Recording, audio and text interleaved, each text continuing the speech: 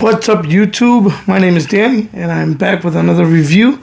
Today I'm going to be reviewing the Thor Breaker of Brimstone statue by Sideshow Collectibles. Now, I want to give a shout out to Rohan. He asked me about reviewing this piece, so I'm doing this for you, bud. So let's start, as usual, with the base. This statue is it's a really cool statue, but the base is really the star of this particular statue. It's a Surta base. Surta is one of the villains from Thor, and they're in Muspelheim. I guess it's a kingdom of fire, and he's basically burning as Thor is finishing him off. You see this lava, which they did a really good job. It's like a very bright orange, and it looks like lava. This statue has a lot of moving pieces, so putting him together isn't difficult, but it is a little bit of a chore. But I love the way that the design of this statue, right? You have an iconic villain, you have an iconic hero, he's flying in the air, and the reason why this statue is possible, why they have such a dynamic pose, is because they went with a fabric cape. Now, some people don't like fabric capes. I don't have a problem with it one way or the other. The one pro for that is that it's light enough where you can have a dynamic pose, and he could be flying through the air, getting ready to unleash some damage on Surta. If this was a fully sculpted cape, more than likely it would be like a museum pose or a semi-museum. You would not be able to do what he's doing, which is essentially flying through the air, getting ready to deliver a blow with his trusty hammer, Mjolnir. So going back to the base, we have a lot of details here and a lot of textures. And I love the way they sculpted Surta. There's a lot of detail to him, even though it's just a base. You can see his teeth throughout. They're long, jagged, they're not even, so it is realistic. You have his flame tongue coming out. And basically it's just a skull. And it looks like bone, and it feels like bone, even though it's sculpted of probably polystone or resin. But they did a beautiful job of creating the molten lava effect in the bottom of the base. And as you move up, you're looking at Surta's face, his eyes. I mean, it's just an incredible base, chock full of detail. You even have his horn goes all the way up here. It's kind of covered by the flowing cape. So as you move up through the statue, we have Thor, the god of thunder himself, and he's sculpted very well with a lot of textures and details. The boots, long boots, leathery. They have some straps and a lot of detail to them. The soles are made of rubber, or at least it looks like rubber to me. And they just did a really good job of sculpting in all the wrinkles and all the details that make these boots. The boots seem realistic. He's got thick legs, as you would expect Thor to have. As you move up, you'll look at his armor. It looks like it's like a jean material towards the back. I don't know if the camera's going to pick that up, but it is a bluish jean-like material behind there.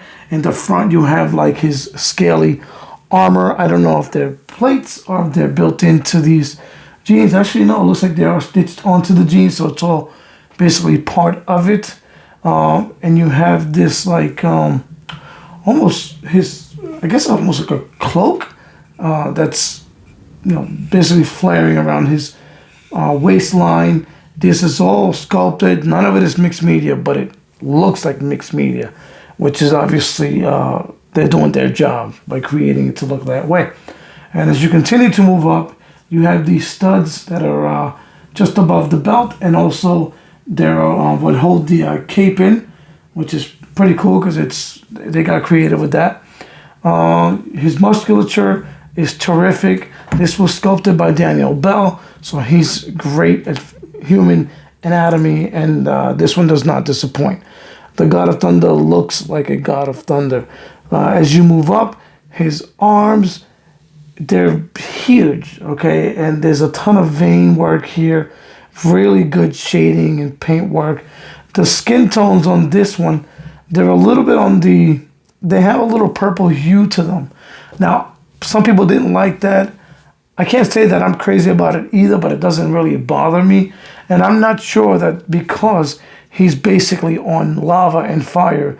It's not meant to look as if he's over lava and fire. That's why it's a little tint of like purplish, if you will.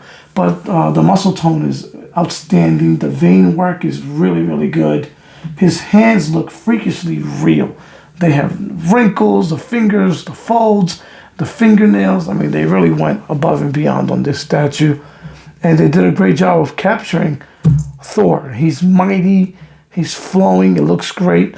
The cape is actually pretty easy to post. It does have wires. It's actually one of the better mixed media capes that I remember.